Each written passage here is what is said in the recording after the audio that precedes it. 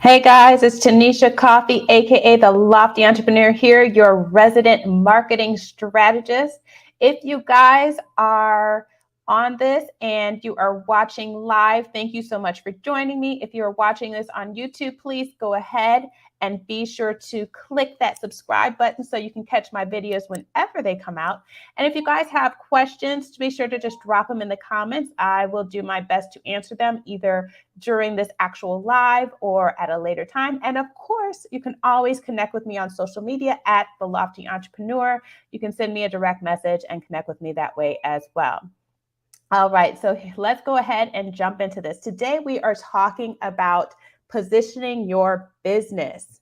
All right, so there's a lot that has happened over the last 2 years with various industries. So it's really important that you take a moment to really check how you're positioning your business in the market and make sure that it's really still the best way to have yourself be positioned in the current market to reach your current goals. It's all part of strategy. All right, so for those of you who are not really sure what business positioning is basically how you want your business to be categorized and known for in your industry.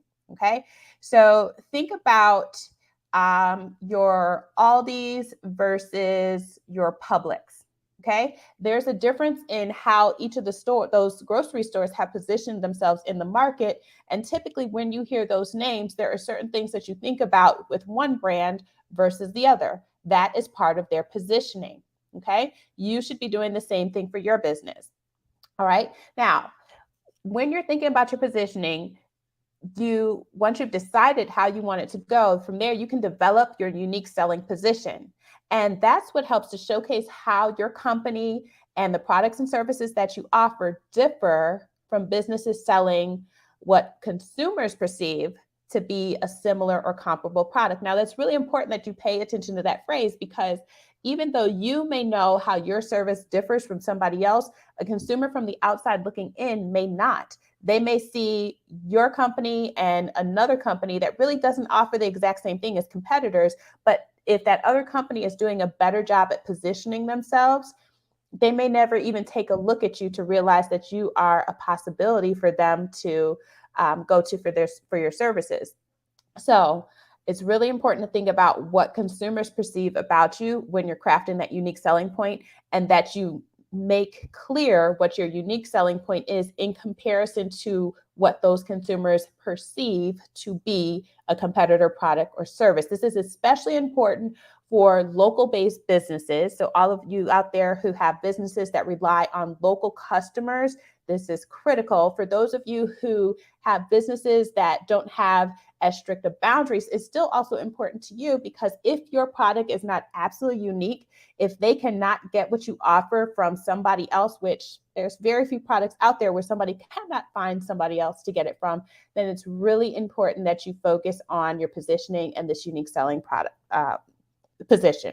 Okay, so once you know your positioning that you want to go for, and once you have your unique selling position, then that can help you to be able to better clearly identify how you can outshine your competition and create a strategic business and marketing plan that can help you to be the leader in your category. All right, so let's talk a little bit more about how to actually go about doing this.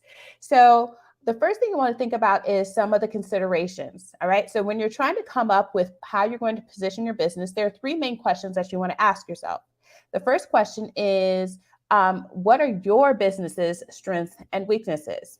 You have to go ahead and actually assess that. Take the time to do it. It's not good enough to just say, oh, our business is great, we don't have any problems. No, every business has certain areas that they really excel in. Every business has areas that they are not doing so great in. So it's important to be honest with those, because the more that you're honest with yourself, the better you're going to be able to kind of craft this whole positioning. Now, you also want to think about your competitors' position. How are they putting themselves out there in the marketplace? How are they wanting consumers to perceive them? It's important that you're aware of that as well, because that means that can help you to figure out where their strengths and weaknesses are, and if the things that they're saying are their strengths and weaknesses truly are. If they're not, that's an in for you to possibly take over some market share. Now, the third question you want to ask is, what are your customers' needs and preferences? So you want to think about that based on your existing client base if you already have it. And if you don't already have an existing client base, then you want to think about it in terms of the clients that you want to attract. Remember, marketing is not so much about you as it is about your customer. So even though we're creating positioning for your business, you still want to take the customer into consideration in deciding how you actually go about doing that positioning. Now, typically there are three main categories or ways in which businesses will begin to position themselves. It's usually based on price, quality, as well as product characteristics. Now, when it comes to price, you'll often have three different levels. Most companies will kind of tout themselves as either being economical, affordable, or competitive when you're competing on price. Because if you want to make yourself stand out based on your pricing, typically people are going to want to fall in one of those categories. Is that the best way? Depends on your market, your industry, and how you want to be seen in the overall category for what you sell. Now, second is the area of quality. So in general, when businesses talk about quality, if they're kind of the same across the board compared to others, then they may just kind of have your standard or basic quality kind of wording that they'll use. But when they want to compete on quality, certain brands may also use phrases like premium or luxury. As soon as you start positioning yourself in that way, that changes how people begin to feel about your brand. Think about when you are going for a car wash. You can go in and you can get a basic car wash, and you know that's the bottom level, but you also know the quality of the clean is going to be different than if you chose, say, a premium wash, or if you go and you choose, say, the ultra package. Your expectations of the service that you're going to get and the quality of that service is different. And all they did was name the packages, but that is still part of the positioning for that. So keep that in mind as you're thinking about that aspect of positioning your business. Now, the third area is product characteristics. And I will say that product characteristics can also refer to services. I'm just using product characteristics in this particular example. So sometimes product characteristics are things that that may be important to the consumer, right? So when they're making when they're buying their products. So for instance, if somebody is vegan, actually touting that your product is vegan is important to that particular audience. So if you're trying to cater to that audience, or if you want to start attracting that audience, then that's some language that you might want to put out there. If you're a restaurant in town and you've just added, say you're a pizzeria. Well, most people don't think of pizzerias as being a vegan friendly place. However, there's a whole market of people, potential customers that you could be attracting if you actually do have vegan products that you're selling. And as soon as you begin to market that vegan, that one simple word can draw in an entire whole market that you did not tap before, and it makes you stand out amongst the overall pizzerias. So in comparison to another pizzeria in town that doesn't market themselves as having vegan options, now you're bringing in more market share, and I guarantee the vegans are going to add to your additional base. But the thing is even the vegans, when they're dining, say with other people who are not vegan, they're going to say, hey, let's use this pizza place because they have something for me and you. And so now you're getting even more market share because now you're getting those referrals from people who were in your kind of secondary market, but they're referring people who are in your primary market because now they're talking about how great the food is, their vegan options, and then, they're expecting that the regular traditional non-vegan options would be just as good. All right.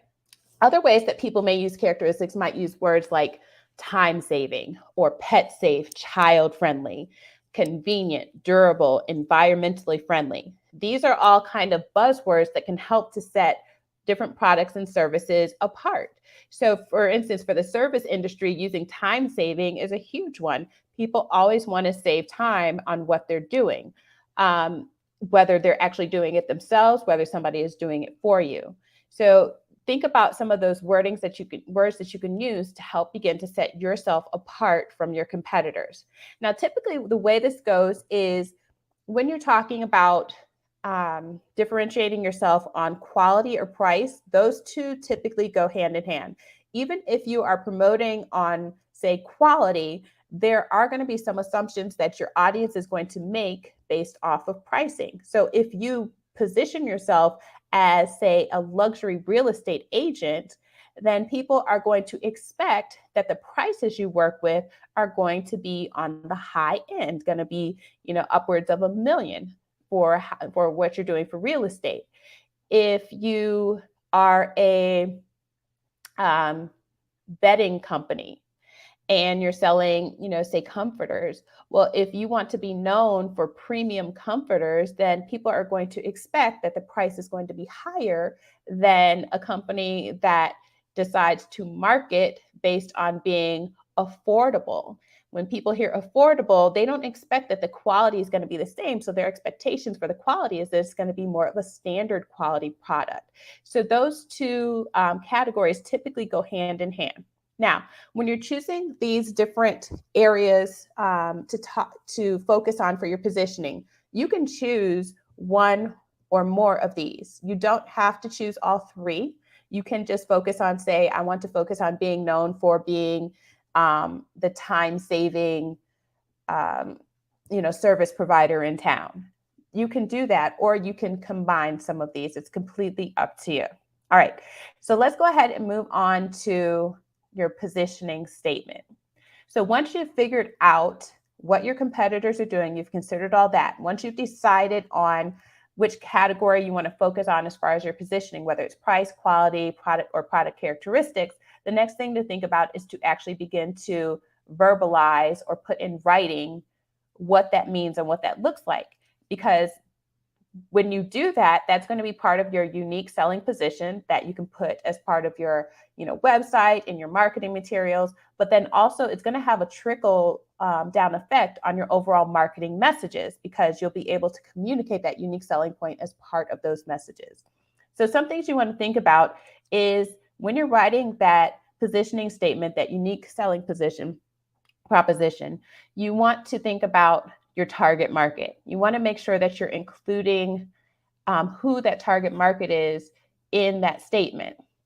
You also want to make sure that you're clearly stating the products and service categories that you sell. So, we are the top veterinary clinic for large animals, oversized animals. So as soon as you do that, now people know it's not necessarily a common veterinary clinic for, say, cats and dogs, but maybe if you own a farm, that's the veterinarian that you want to be calling. Okay. And your unique selling position, you also want to make sure that it showcases what makes you different. And you want to make sure that you build credibility by highlighting not just the what that you do, but how that you do it and how you're different. So it takes a little bit of finessing to create a statement that is succinct, direct, and includes all of these. But trust me, taking the time to go ahead and crafting that will help you to really communicate to the market what your business is about, what they can expect from you. And just doing that will put you leaps abound much of your competition, because many businesses do not take the time to actually do that. And then, like I said, once you have that statement, you make sure that that's part of your communication in all of your marketing messages, so that as you're marketing, people get that message over and over again, and they will learn who you are as a brand based on that. All right, guys. So that is the basics of positioning your business. And I want to know if anybody has any questions. Be sure to drop them in the comment section below. I will do my best to answer it. You can also reach out to me at www.theloftyentrepreneur.com/discovery call. And for those of you who like to get this type of information and more on a regular basis to help your business succeed, feel free to join me. I host a mastermind, which is basically a group session. I host it every month. And it's on the first and third Monday of every month. And so if you're interested in group sessions where you can learn about lead generation, marketing, monetization, streamlining your business, and get some direct advice on whatever's going on with your business to help you with profitability, feel free to join. All right, guys, I look forward to seeing you there. Talk to you later. Bye.